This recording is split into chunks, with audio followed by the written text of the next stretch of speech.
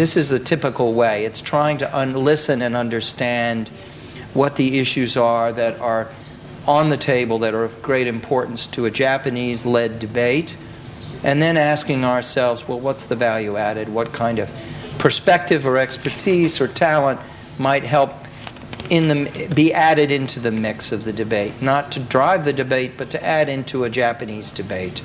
And I hope that has been a contribution, but that's really the typical way. And we provide a platform in Washington. We met yesterday with Dr. Higuchi, Dr. Kim, and Suzuki at the National Institute of Mental Health.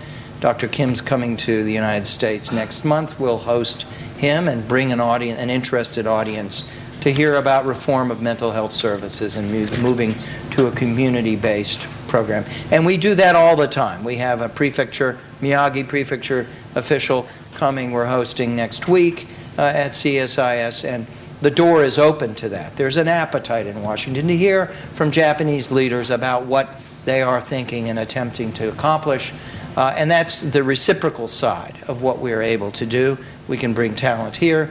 We can happily host. We also can commission collaboratively with HGPI analytic work that bites off a different issue and goes a little bit more deeply into that issue. And we're now trying to think about what next. And certainly the mental health reform issues are very important. The radiation, low-dose, long-term radiation issues, very important.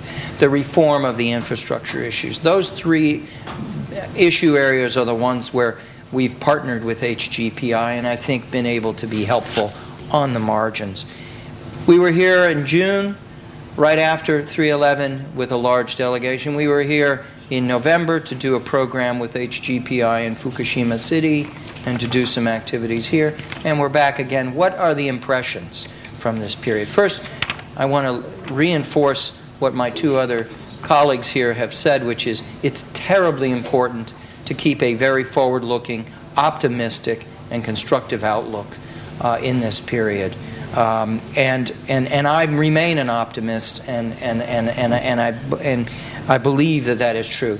When 3/11 struck, it set forward a big question, which is, okay, what is the impact going to be? Is it going to trigger reform and renewed and a series of new forms of thinking, or is it going to add a level of burden upon a system that is struggling with pre-existing problems? And I think the answer is that we don't yet have an answer.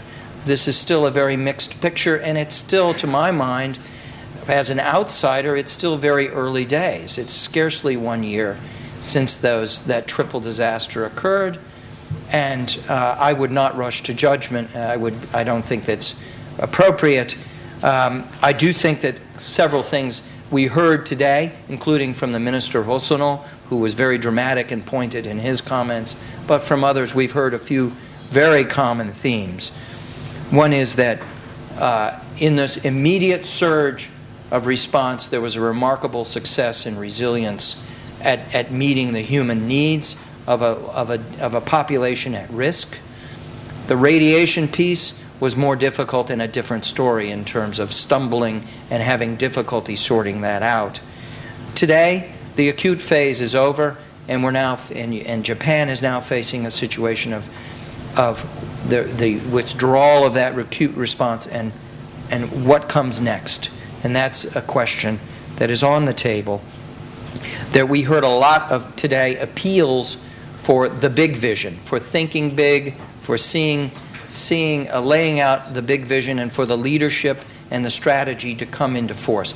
That theme has come up in conversation after conversation after conversation. And how do you trigger it? And it gets back to Ludwig's question. What is it that is going to bring about the next step of progress? And it's really, I think, gets back to political incentives and leadership and vision and seeing that. That's not for non-Japanese. That's for Japanese to deliver.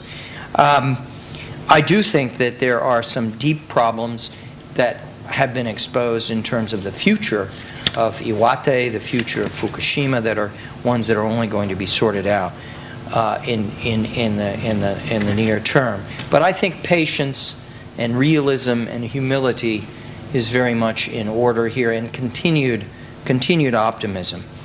The partnerships that we talked about as between CSIS and HGPI, we will carry those forward. I think the challenge for us is identifying what is the next step and what is the entry point, and how is the agenda going to evolve, where the value that we add on the margins will be welcome and appreciated and appropriate.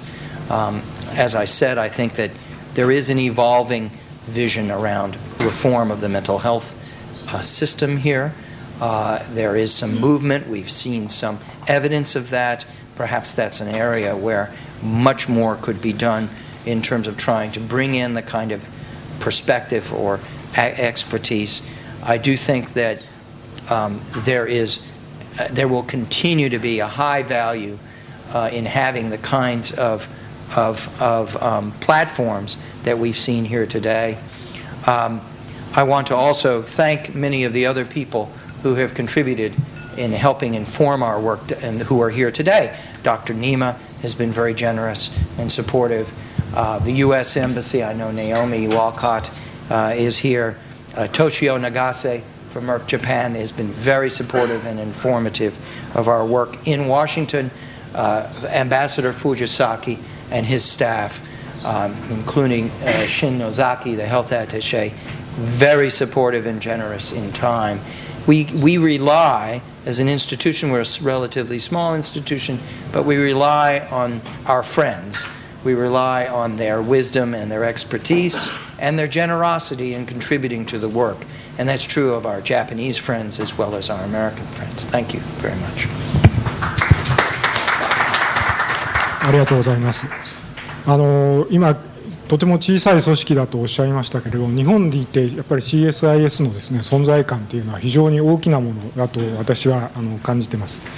3人にそれぞれ問題意識を話していただいたわけですけれども、簡単にまとめると、今日のずっと一日を通じてのと、共通した課題が3つぐらいあると思うんですね。一つは今までやってきたことの検証をちゃんとできているのか、それとやっぱりそのリーダーシップとは何か、それと、ステークホルダーという言葉が出てますけれども、ステークホルダーというのはですね、特定の人ではなくて、言うなれば私たち全員がステークホルダーであるということだと思います。司会があんまり話すとよくないんですが、ちょっとお話ししたいのはですね、例えば検証ということでいうと、今日たまたま午前中に中医協が開かれて、2012年度の診療報酬が正式に答申されたということがありました。でそれの数字を見るとですね、これはもう去年の予算編成の段階で明らかになっている数字ですけれども、診療報酬本体は 1.38% 引き上げる。でそれで5500億円ぐらいの予算が増えるということになっているわけですね。でじゃあその前回の改定を見るとですね、2年前ですけれども、同じく 1.55% ぐらい上げている、前回の方が少し上げ幅が大きかったわけですけれども、その中でですね、その以下の予算がどれぐらい増えるかという予算段階を見るとですね、4800億円増えるというのを厚生労働省は出してきているわけですね。ところがついこの間発表になった実績を見るとですね、いくら増えているかというと、4800と言ってたものがですね、1兆1000億円増えていると。なぜこういう齟齬が起きているのかという検証をしないと、次の診療報酬政策がどうあるべきかっていうのを誘導できないと思うんですけども、その検証がないままにまたその 1.38% 増やすということが出てきているというのは、私にとっては一つ疑問であるということです。それと、リーダーシップという点でいうとですね、私はそのリーダーシップっていうのはもう個人のその政治家だけに限らないんですけども、政治家もそうですし、経営者もそうですし、もう個人の資質だけに関わる問題だというふうに思っています。その点でいろんな評価があると思うんですけども、ちょっと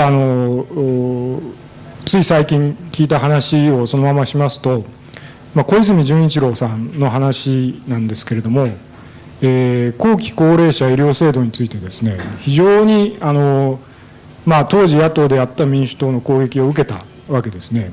でも彼が言っていたのは、なぜ後期高齢者という名前で、その名称でですね、そんな攻撃を受けるのかよくわからないということを言っていました。